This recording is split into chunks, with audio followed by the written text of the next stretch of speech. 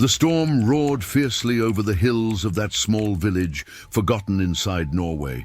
It was a cold winter night, and the rain hit the glasses of the windows of the small house where Jonas, a young man of 27, watched the dark horizon.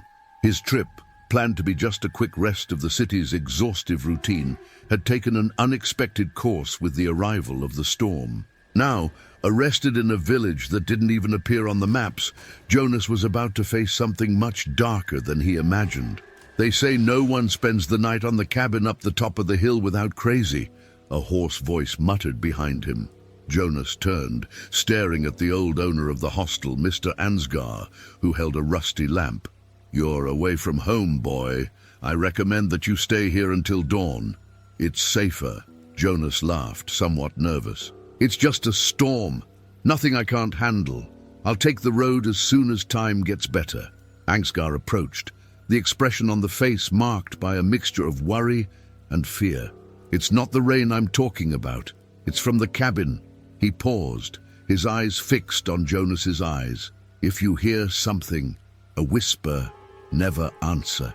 The unexpected speech made Jonas's heart accelerate for a short moment, but he disguised.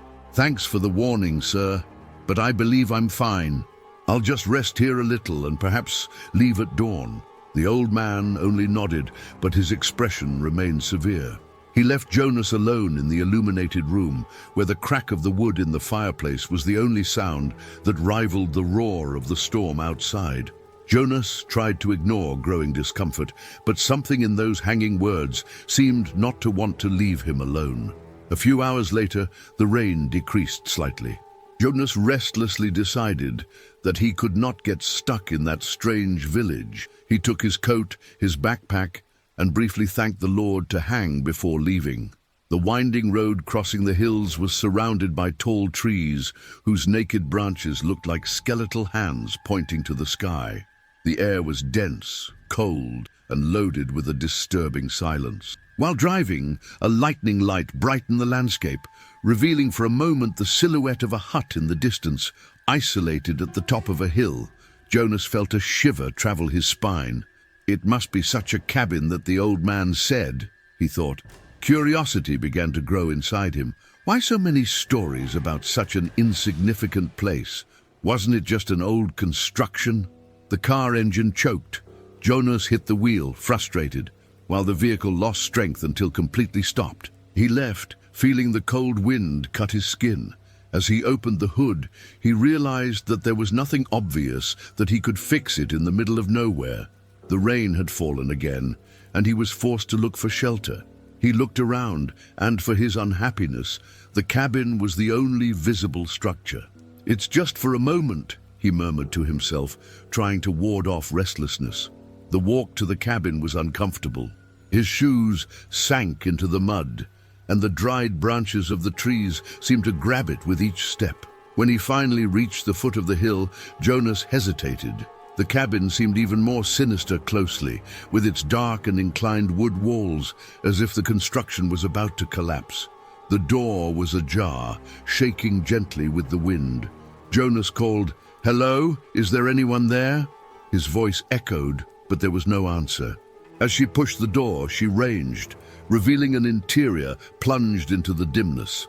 An old fireplace dominated the center of the room, and furniture covered with white cloths were scattered throughout the dusty space. Despite the absolute silence, Jonas had the feeling that he was not alone. He could not explain, but the air seemed loaded, heavy. When it took another step in, something caught his attention. On the floor were marks, like scratches that stretched to the darkest corner of the room. Your heart began to beat faster. He thought about returning, but the storm outside had no choices. Closing the door behind him, he lit the flashlight he carried and began to explore the environment. Suddenly a soft sound made him stop. A whisper, so low that for a moment he thought it was his imagination. "Jonas!" He froze. The sound came from somewhere inside the cabin. First, he tried to rationalize. "The wind," whispered to himself, trying to ignore the chill that traveled his background. But then the whisper was repeated, more audible, closer, and this time it was unmistakable. Someone was calling him by name. Jonas pointed the flashlight in all directions but saw nothing. "Who is there?"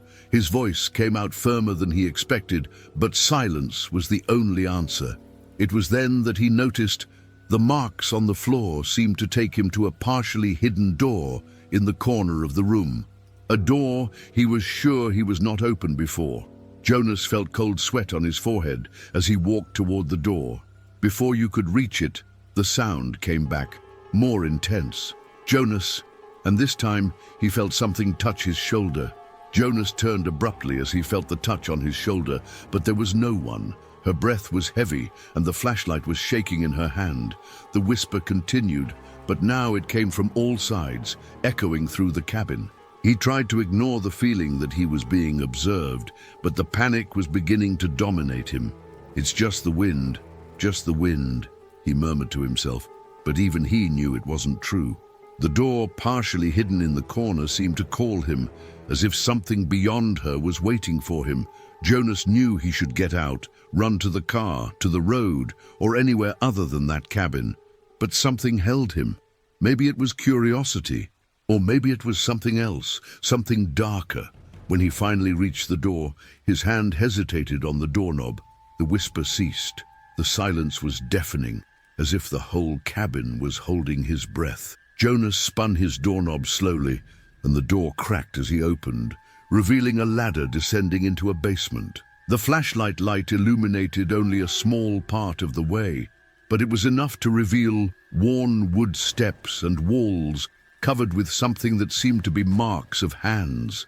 Some small, some large, all directed down. A putrid smell invaded his nostrils, and he had to cover his nose with his jacket sleeve not to vomit. "I don't need to do that. I can leave right now," he thought. But before he could turn around, the door behind him closed himself tightly, locking him.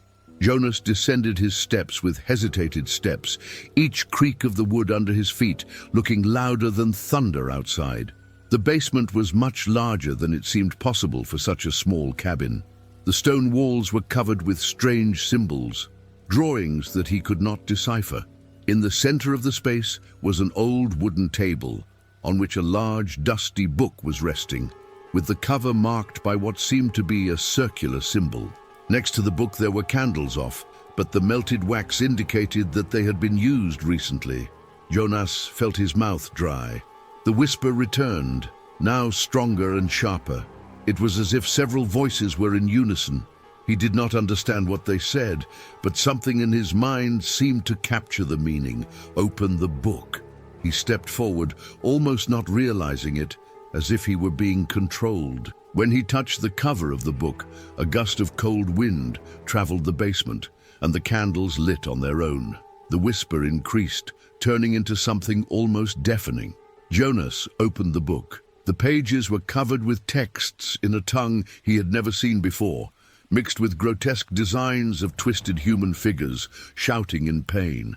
As the pages passed, he felt an invisible pressure around him, as if his own air was compressing. One of the pages captured his attention. Her was drawn to the cabin, with a dark figure looking at one of the windows. Below the drawing, a strange symbol seemed to throb the page, as if alive. Then Jonas noticed something that made him freeze. The face of the figure in the window was yours. He closed the book suddenly. The heart fired. The feeling of being observed became more intense. He turned the flashlight by the basement, and for a moment he thought he saw a shadow moving in the corners. The whisper has become a single repeated phrase several times. "You shouldn't have come," a metallic sound echoed behind him. Jonas turned and saw a tall and slender figure emerge from the shadows. Her eyes were two black holes, and her skin seemed to stretch over a thin and deformed skull. She approached slowly, her feet not touching the floor. The creature stopped, leaning his head as if he studied Jonas. "So," she said, but her mouth didn't move. The voice seemed to be inside his head. "You opened the book. Now it belongs to us." Jonas tried to run, but his feet seemed attached to the floor. He shouted, but no sound came out of his throat. The creature raised a hand, and the walls began to pulse, as if they were alive. Hand marks began to appear throughout the basement, pressing against the walls and the ceiling. The voice of the creature echoed in Jonas's mind. All this started here, and here it will end. With a superhuman effort, Jonas managed to move. He ran toward the stairs, but the steps began to collapse under his feet. He fell to the stone floor, feeling a searing pain in his leg. The creature was now just meters away. In a desperate act, Jonas took the book from the ground and shot him against the creature. When the book hit her, a horrible cry filled the space, making the candles go out instantly. The creature disappeared, but the basement began to collapse. Jonas, limping, managed to drag himself as far as the steps ended and climbed what was left. He opened the door with difficulty and went out to the storm. The cabin was shaking, as if something inside her was trying to escape. Without thinking twice, Jonas ran downhill, ignoring the pain in his leg and the cold wind that hit him. When he was a good distance, he looked back and saw the cabin collapse over herself, swallowed by a dark, opaque light. Hours later, Jonas was found by a group of local residents who took him back to the village. He was in shock, unable to explain what had happened. When he mentioned the cabin, Mr. Ansgar shook his head. "You were lucky.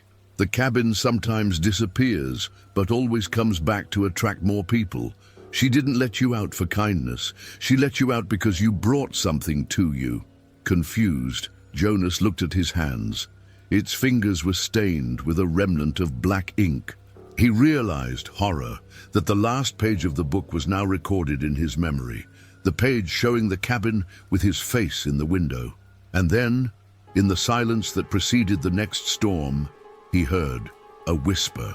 In this second story, the rain fell incessantly on that winter night, turning the earth path into a treacherous mud. Elias, a young woman, drove alone on a deserted road, trying to find a shortcut that would take him back to town. He was returning from a photographic expedition in the mountains when the unexpected storm took him. The car shook the strong wind, and the headlights could barely illuminate the way ahead.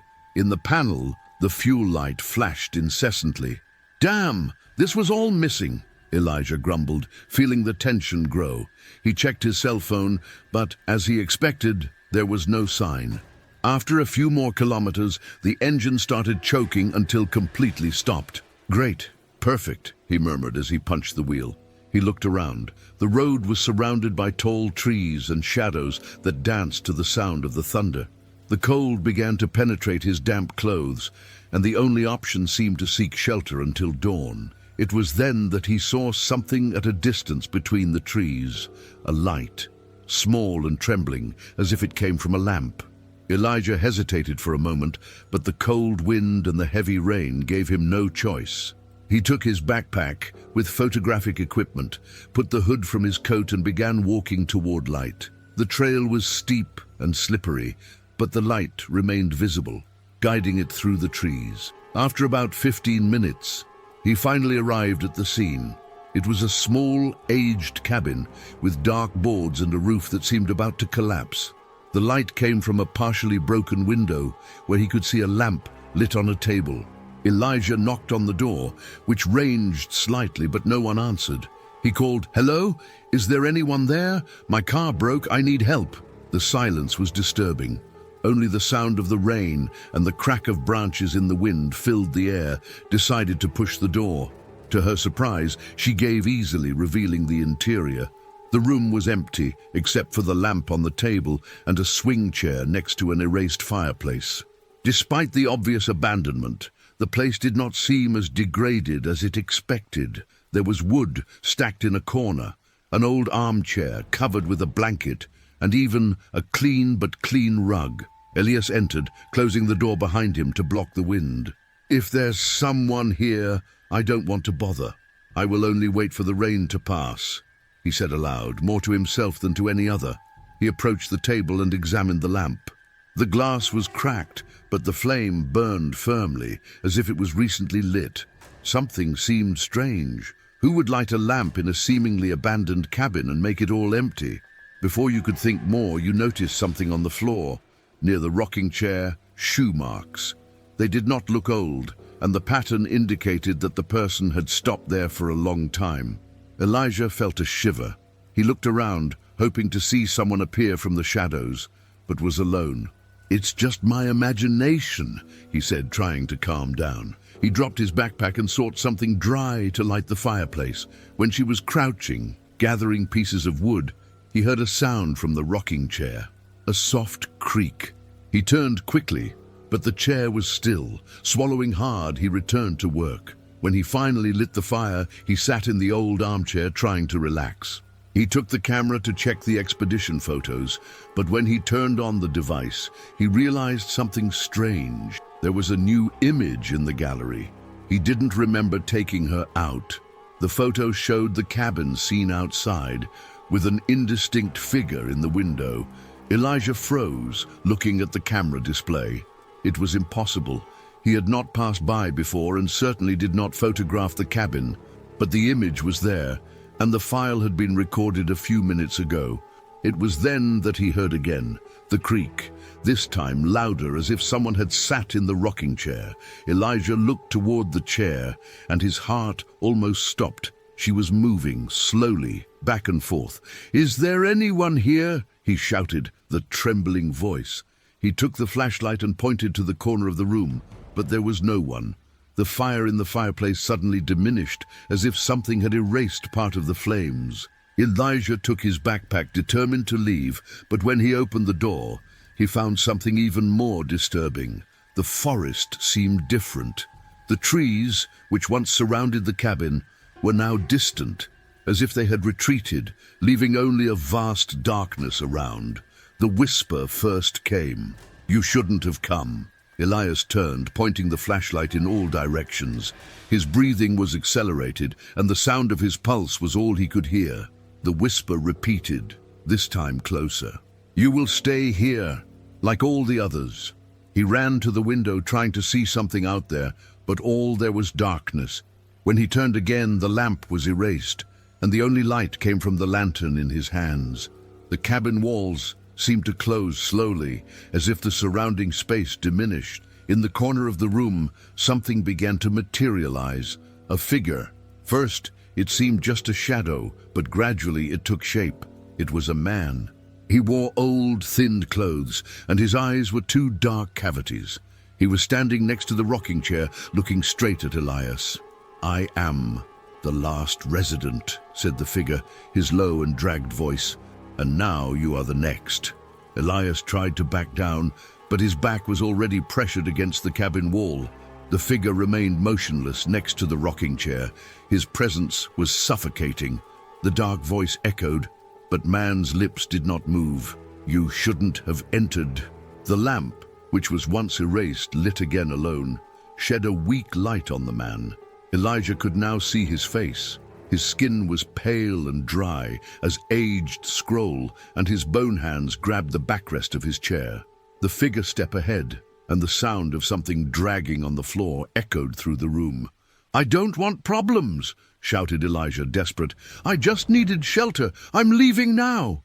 "There is no though. You entered the cabin, and now it belongs to her." The door behind Elijah closed himself tightly, as if an invisible force had locked it. He tried to rotate the doorknob, but she didn't give in. It was as if the wood itself was alive, pulsing under its fingers. "Let me leave," he shouted, knocking on the door. The figure tilted his head, as if he was curious, and took another step ahead. The cabin began to shudder slightly, as if reacting to his presence. The sound of whispering voices began to fill the space from all the corners. Elijah ears, but the voices were inside his head. "You are not the first, nor will it be the last," the figure whispered. Elijah realized that he needed to fight it. He pointed the flashlight to the man and tried to blind him, but the light simply crossed his body, projecting a grotesque shadow on the walls. The man continued to advance as the voices increased in intensity. He ran to the corner of the room where he saw his backpack thrown on the floor. Beside her, there was something that was not there before. A black, grimy and torn notebook. The pages were filled with an irregular writing, but something caught his attention. On the last page, there was a repeated phrase several times. The cabin doesn't let anyone leave. Elijah turned to the now closer figure. He realized that the man was not simply approaching, he seemed to be growing up. Its shape was now higher, wider, and its empty eyes shone with a sinister light. Without thinking, Elijah ripped one of the pages of the notebook and threw it into the fireplace fire. As soon as the paper began to burn, the man shouted, and the whole cabin trembled violently. "Stop!" he roared the figure, his voice echoing like thunder. The fire in the fireplace increased by intensity, illuminating the entire space. Elijah realized that the hut walls were covered with hands, on brands, hundreds, perhaps thousands, as if they were from people trying to escape. He took more pages from the notebook and threw them to the fire one by one. With each page that burned, the figure writhed, as if it were being consumed by pain. "You don't understand what you're doing," shouted the man. "The cabin is my body, and now it will also be yours." Suddenly Elijah felt the floor give in. He fell to his knees and looked down, seeing that the wood under his feet was disappeared, revealing an infinite void. From inside that darkness, hands began to emerge, trying to grab him. He fought to move away, but his hands kept rising, pulling him down. Desperate, Elijah took the lamp from the table and threw it to the floor. The oil spread quickly and the flames began to consume the wood. The cabin reacted, releasing tall moans, almost as shouts. The walls began to crack, and Elijah took the moment to run toward the door. He hit hard, but she didn't give in yet. With one last attempt, he took his camera and used it to break the window glass, cutting his hands into the process. He threw himself out, falling into the mud outside. When Elijah got up, the cabin was wrapped in flames, but he didn't dare look back. He ran as fast as he could, feeling the warmth of the fire and listening to the screams coming from inside the construction. The trees around seemed to lean, trying to stop him from escaping, but he kept running. After what seemed like an eternity, Elijah finally hit the road. His car was there, as if he had never left the place. He entered and turned the key in the ignition. To his surprise, the engine worked immediately. Without wasting time, he accelerated, leaving the cabin behind. But while driving, something bothered him. He looked at the rearview mirror, and for a brief moment he thought he saw the man's silhouette in the rocking chair watching him. He blinked, and the image disappeared. Months later, Elias tried to tell his story to friends, but no one believed. He swore that the cabin was real, but upon returning to that place with authorities, there was no sign of her, just a grey, covered clearing. Despite being away, something pursued him. In his house, he began to hear cringed at night, like a swing chair moving slowly. The feeling of being observed never abandoned him, and in his nightmares, he saw the man standing in the corner of his room, repeating the same words. "You never left." Elijah noticed, too late, that no one escaped from the cabin. Not completely.